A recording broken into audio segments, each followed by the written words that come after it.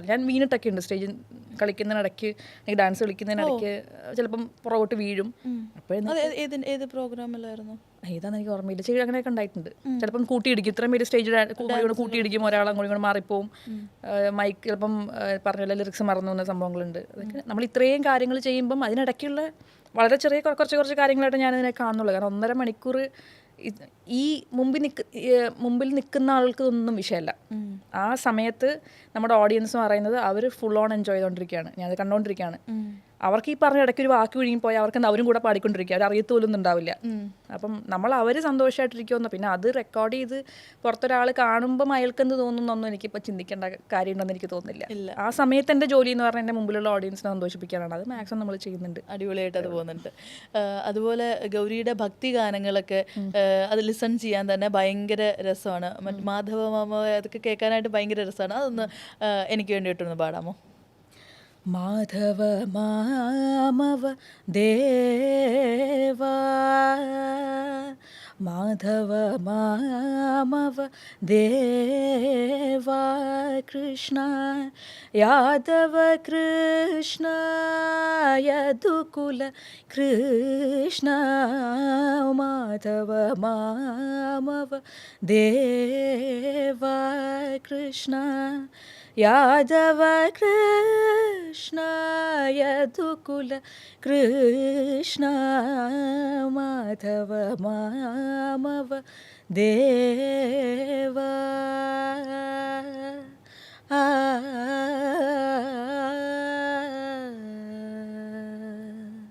അടിപൊളി. എങ്ങനെയാണ് ഈ പറഞ്ഞ ഡിവോഷണൽ സോങ്സിലോട്ട് എത്തിയത്? ഞാൻ 3 വയസ്സ് മുതൽ കർണാട്ടിക് മ്യൂസിക് പഠിക്കുന്ന ഒരാളാണ്. കുറച്ചാളെ ഹിന്ദുസ്ഥാനിയൊക്കെ പഠിച്ചിട്ടുണ്ട്. നമ്മൾ പഠിച്ചതെല്ലാം ഇങ്ങനെയുള്ള പാട്ടുകളാണ്. അപ്പം അതിൽ ഭയങ്കര പ്രിയപ്പെട്ട സാധനങ്ങൾ എടുത്തിട്ട് നമ്മുടെ വേർഷൻസ് ചെയ്യുന്നു, അത്രേ ഉള്ളൂ. ഈ പറയുന്ന പോലെ ഗൗരിയുടെ ഡിവോഷണൽ സോങ്സ് ഒരുപാട് പേർക്ക് ഇഷ്ടമാണ്.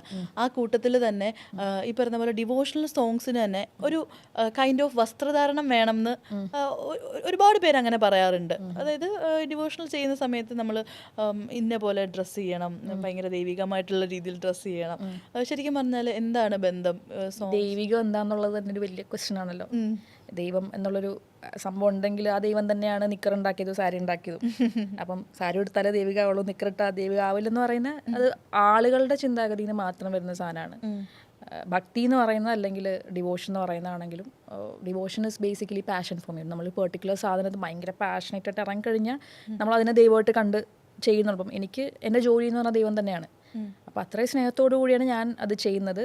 അപ്പം അത്രയേ ഉള്ളൂ. അത് വേറൊരാൾക്കത് കണ്ടിട്ട് അയാൾക്കത് ശരിയല്ല എന്ന് തോന്നുമെങ്കിൽ അത് അയാളുടെ ഇറ്റ്സ് അബൌട്ട് ഹിസ് ഭക്തി അല്ലെങ്കിൽ ഹെർ ഭക്തി. അയാളുടെ ഭക്തിയും അയാളുടെ ഡിവോഷനും വേറെന്തോ ഒരു സാധനമാണ്. അത് അയാളുടെ കൂടെ വെക്കേണ്ട സാധനമാണ്. അത് വേറൊരാൾ ചെയ്യാൻ പാടില്ല എന്ന് പറയാനുള്ള അധികാരം ആർക്കും ഇല്ല. ഇപ്പം നമ്മൾ പറയും പണ്ട് ഇവിടെ ഈ പറഞ്ഞ പോലെ ബ്രാഹ്മണിസവും ഹിന്ദുസും അങ്ങനെയുള്ള സാധനങ്ങളൊക്കെ വരുന്നതിന് മുന്നേ നമ്മൾ ചാത്തനെയും നീലിനെയും ഒക്കെ ആരാധിച്ചിരുന്ന കള്ളും ഉണക്കമീനും ഒക്കെ കഴിക്കാൻ കൊടുത്തിരുന്ന ആളുകളാണ് നമ്മൾ. അപ്പം അന്ന് അതായിരുന്നു ദൈവികം. പിന്നെ അപ്പം ആർക്കും അതിനെക്കുറിച്ചൊരു കുഴപ്പമില്ല. പിന്നെ ഈ വേറെ കൾച്ചേഴ്സ് വന്നു, വേറെ ആളുകളൊക്കെ വന്ന് മിക്സായി. ഇപ്പം അമ്പലങ്ങളും ഇതും ദൈവം എന്നൊക്കെ പറഞ്ഞാൽ വെജിറ്റേറിയൻ കഴിക്കുന്ന, കുളിച്ച് ശുദ്ധമായിട്ട് വരുന്ന, ഇതൊന്നും പാടില്ലാത്ത ദൈവങ്ങളാണ് ഇപ്പം അമ്പലത്തിരിക്കുന്നത്. അപ്പം ഇത് ആളുകൾക്കനുസരിച്ച് കാലത്തിനനുസരിച്ച് ഇതിങ്ങനെ മാറിക്കൊണ്ടിരിക്കും.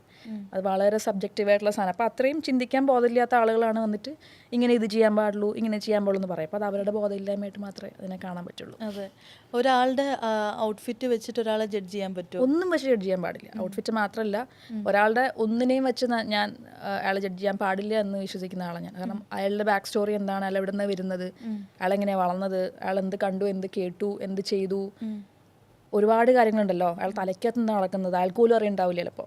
അപ്പം ആരെയും നമ്മളൊന്നും വെച്ച് ജഡ്ജ് ചെയ്യാൻ പാടില്ല. We have to give it some time. We can decide what to do about it. അയാളുടെ അടുത്ത് പോകണോ അയാളുടെ ദൂരെ നിൽക്കണോ എന്നൊക്കെയുള്ള നമ്മുടെ ഡിസിഷനാണ്. പക്ഷേ ദാറ്റ് ഡസൻറ്റ് മീൻ ആ ആൾ മോശമാണോ അല്ലയോ എന്ന് പറയാനുള്ളൊരു റൈറ്റ് ആർക്കുണ്ടെന്ന് എനിക്ക് തോന്നുന്നില്ല. ഗൗരീനെ പറ്റിയിട്ട് അങ്ങനെ തെറ്റിദ്ധരിച്ചിട്ടുള്ള ഒരു സംഭവം എന്തായിരിക്കും ആളുകൾ? എനിക്കറിയില്ലല്ലോ, ഒരുപാട് കാര്യങ്ങളുണ്ടല്ലോ.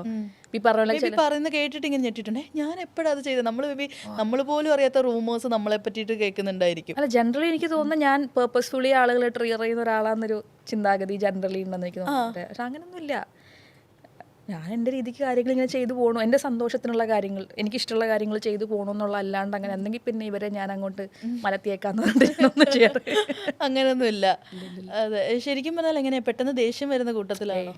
ഇല്ല, സമാധാനം വലിയ ടോപ്പിക്കാണ്. പക്ഷേ ദേഷ്യമൊക്കെ ഭയങ്കര കുറവാണ്. ഭയങ്കര വിഷമം വരുന്ന ആളാണ്. പക്ഷേ അങ്ങനെ ദേഷ്യം പ്രകടിപ്പിക്കുന്നതൊക്കെ ഭയങ്കര കുറവാണ്. പെട്ടെന്ന് ദേഷ്യം അങ്ങനെ വരാറില്ല. പെട്ടെന്ന് ഇമോഷണലി പെട്ടെന്ന് വിഷമം വരും. ആ വീക്ക് ബോൾഡ് സ്ട്രോങ് എന്നൊക്കെ പറയും നമ്മൾ ഉണ്ടാക്കി വെച്ച ടാഗ് ലൈൻസ് അല്ലേ. താൻ ഭയങ്കര ബോൾഡാണല്ലേ എന്ന് ചോദിച്ചാൽ എന്താണ് വാട്ട് ഇസ് ബോൾഡ് എന്ന് പറഞ്ഞാൽ എന്താണ്, റോബോട്ട് പോലെ ഇരിക്കുന്നതാണോ? ദേഷ്യം കുറവാണ്, ദേഷ്യം വളരെ കുറവാണ്. വിഷമം നന്നായിട്ട് വരുന്ന ആളാണ്, സന്തോഷം ഭയങ്കരമായിട്ട് വരുന്ന ആളാണ്, എക്സൈറ്റ്മെൻറ്റ് വരുന്ന ആളാണ്, എല്ലാ ഇമോഷൻസും ഉള്ള ആളാണ്. പക്ഷേ ഈ പറഞ്ഞ പോലെ പൊട്ടിത്തെറിക്കുക, റൂഡായിട്ട് സംസാരിക്കുക, അങ്ങനെയുള്ള പരിപാടികളൊന്നുമില്ല. നമ്മളിങ്ങനെ കേട്ടിട്ടുണ്ട്, അധികം പെട്ടെന്ന് ദേഷ്യപ്പെടാത്ത ആളുകൾ അവരുടെ ഒരു കൺട്രോൾ പോയി ദേഷ്യപ്പെടുന്ന ഒരു അവസ്ഥ വന്നു കഴിഞ്ഞാൽ പിന്നെ അവരെ പിടിച്ചാൽ കിട്ടൂല. ഇല്ല, ദേഷ്യപ്പെടുന്നതിനേക്കാളും യൂഷ്വലി ചെയ്യുക കറക്റ്റ് അയാൾ പറഞ്ഞ് നമ്മൾ ആ റിലേഷൻഷിപ്പ് സോർട്ട് ചെയ്യുക എന്നുള്ളതാണ് ചെയ്യാറുള്ളത്. അങ്ങനെ അല്ലെങ്കിൽ ഇതിങ്ങനെ ചെയ്യാൻ പാടില്ല എന്നുള്ള സമാധാനപരമായിട്ട് പറഞ്ഞ് സോർട്ട് ചെയ്യുക എന്നുള്ളതല്ലാണ്ട് ദേഷ്യപ്പെടാറില്ല. ഇല്ല. ഇപ്പം അതുപോലെ മൂഡ് സ്വിങ്സ് ഇതൊക്കെ അതാണ്, ഇത് കുറേ വാക്കുകളുണ്ട്. അപ്പം മൂഡ് സ്വിങ്സ് പറഞ്ഞാൽ എന്താ, ഇങ്ങനെ എല്ലാ മനുഷ്യന്മാർക്കും ഇല്ലേ മൂഡ് സ്വിങ്സ്. മൂഡ് സ്വിങ് എന്ന് പറഞ്ഞാൽ എന്താ, നമ്മൾ ഒരു മൂഡിൽ നിന്ന് അടുത്ത മൂഡിലേക്ക് പോകുന്നതാണ് മൂഡ് സ്വിങ്. എല്ലാ മനുഷ്യന്മാരും എല്ലാ ദിവസവും രാവിലെ എണീക്കുന്ന മൂഡിൽ തന്നെയാണ് രാത്രി ഇരിക്കുന്നത്, അല്ലല്ലോ. ഇതിങ്ങനെ മാറിക്കൊണ്ടിരിക്കും. ചിലർക്ക് പെട്ടെന്ന് മാറും, ചിലർക്ക് പതുക്കെ മാറുള്ളൂ. അയാളുടെ അവസ്ഥ അനുസരിച്ചിട്ട്, അയാളുടെ ഹോർമോണൽസ് ഇതനുസരിച്ചിട്ട്, അയാളുടെ അന്നത്തെ ദിവസത്തിൽ എന്തൊക്കെയാണ് ഫേസ് ചെയ്യുന്നതനുസരിച്ച് ഇതിൻ്റെ സ്പീഡ് കൂടും കുറയും. അത് മനുഷ്യനായാലും ഇമോഷൻ മാറില്ല. അല്ലെങ്കിൽ പിന്നെ അതിനെ AI എന്ന് വല്ലതും വിളിച്ചൂടെ, എല്ലാം ഇങ്ങനെ ഇരിക്കുന്നത്. മനുഷ്യന്മാരായാലും മൂടൊക്കെ മാറും. നമ്മൾ ഈ പറയുന്ന പോലെ മൂഡ് സ്വിങ്സിനെ പറ്റിയിട്ടൊക്കെ പറഞ്ഞതുകൊണ്ട് പറയാം. റീസെൻ്റ്ലി ഇപ്പോൾ നമുക്ക് ഭയങ്കര എല്ലാവരും കോമൺലി യൂസ് ചെയ്യുന്ന, ഇപ്പോൾ കുറച്ച് വൃത്തിയൊക്കെ കൂടുതലുണ്ടെങ്കിൽ എല്ലാവരും പറയും എനിക്ക് OCD ഉണ്ട്, അല്ലെങ്കിൽ ഇങ്ങനെ എല്ലാവരും യൂഷ്വലി അവർക്ക് OCD ഉണ്ട് അങ്ങനെയൊക്കെ പറയുന്ന പോലെ കേട്ടിട്ടുണ്ട്. ശരിക്കും പറഞ്ഞാൽ അതൊക്കെ ശ്രദ്ധിച്ചിട്ടുണ്ടോ? ഇങ്ങനെ OCD എന്നൊക്കെ പറഞ്ഞാൽ ഭയങ്കര ബുദ്ധിമുട്ടുള്ള പ്രശ്നമാണ്. ശരിക്കും സഫർ ചെയ്യുന്ന ആളാണ് OCD. ശരിക്കും OCD ഉള്ള ആളുകളെന്ന് പറഞ്ഞാൽ ഭയങ്കര സഫർ ചെയ്യുന്ന ആൾ. നമ്മളിപ്പോൾ നമ്മുടെ ദേഹത്തൊരു കുരു വന്നിട്ട് ഇത് ഉണങ്ങിയില്ലെങ്കിൽ നമുക്ക് ക്യാൻസർ എന്ന് പറയും. നമ്മൾ ഒരിക്കലും ഒക്കെ ക്യാൻസർ എന്ന് പറഞ്ഞാൽ വളരെ സീരിയസ് ആയിട്ട് സാധനം നമുക്കറിയാം. അതുപോലെ തന്നെയാണ് ഇതിൻ്റെ സീരിയസ്നെസ്സോ ഇതിൻ്റെ ഒരു ഇൻറ്റൻസിറ്റിയോ ഒന്നും അറിയാൻ വയ്യായ്മയിൽ എന്നാൽ ചുമ്മാ നമ്മൾ ഈ വാക്കെടുത്തിട്ട് ഇങ്ങനെ അറിയാം അതുണ്ട് ഇതുണ്ട് എന്ന് പറഞ്ഞിട്ട്. അപ്പം അതറിവില്ലായ്മയാണ്. പക്ഷെ അറ്റ്ലീസ്റ്റ് ഇപ്പോൾ OCD എന്നൊരു സാധനം ഉണ്ട് എന്ന ആൾക്ക് മനസ്സിലാവുണ്ടല്ലോ. അപ്പം അത് ഗ്രാജുവലി നമ്മൾ ആളുകൾ അങ്ങോട്ടും ഇങ്ങോട്ടും സംസാരിച്ചും ഒക്കെ അത് അവയർനെസ് സ്പ്രെഡ് ചെയ്യുക എന്നുള്ളതേ ഉള്ളൂ. ഞാൻ ഇങ്ങനെ പലരും പറഞ്ഞു കേട്ടിട്ടുണ്ട്, ഇപ്പം അവരുടെ ഒരു വീട് നല്ല നീറ്റ് ആൻഡ് ക്ലീൻ ആയിട്ട് ഇരിക്കുകയാണെങ്കിൽ അവർ പറയും എനിക്ക് ഇത്തിരി OCD ഉള്ളതാണേ. അപ്പം എനിക്ക് തോന്നുന്ന ആളുകൾ ഈ വൃത്തിനെ കൊണ്ട് മാത്രമാണ് വാക്കുകൾ മാറ്റി മാറ്റി ഉപയോഗിക്കുന്നതാണ്. ശരിക്കും പറഞ്ഞാൽ വൃത്തിയുള്ളത് OCD എന്നൊന്നും പറയാൻ പറ്റില്ലല്ലോ. ഇത് എല്ലാ OCD ഉള്ളവർക്കും ഈ സെയിം രീതി ആയിരിക്കില്ലല്ലോ അവരുടെ. അപ്പം ഒരു ഡിസോർഡർ ആണെന്നും അതൊരു വെറുതെ ഒരാളുടെ സ്വഭാവമല്ല ഒരു ഡിസോർഡർ എന്ന് പറഞ്ഞാൽ. ഡിസോർഡർ എന്ന് പറഞ്ഞാൽ അയാളുടെ ജീവിതത്തിൻ്റെ എല്ലാ മേഖലകളിലും തൊട്ട് അയാളുടെ ജീവിതം വളരെ ബുദ്ധിമുട്ടാക്കുന്ന സാധനം ഡിസോർഡർ എന്ന് പറയുന്നത്. അതുകൊണ്ടാണല്ലോ അതിനങ്ങനെ പേര് ഡോക്ടർമാരുടെ വെച്ചിരിക്കുന്നത്.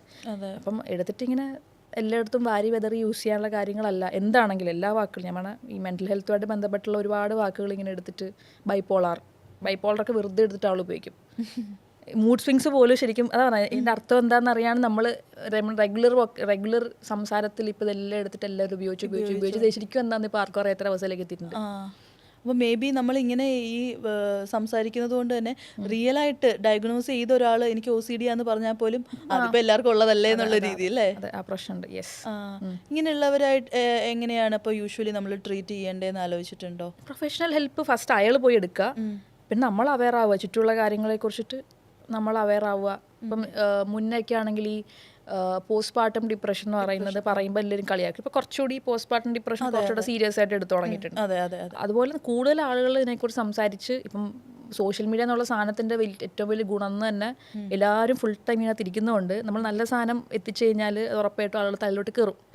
അപ്പോൾ അത് ചെയ്യുക, ആളുകളിലേക്ക് എത്തിക്കുക, അതിൻ്റെ അവയർനെസ് കൊടുക്കുക എന്നുള്ളതാണ്. അതെ.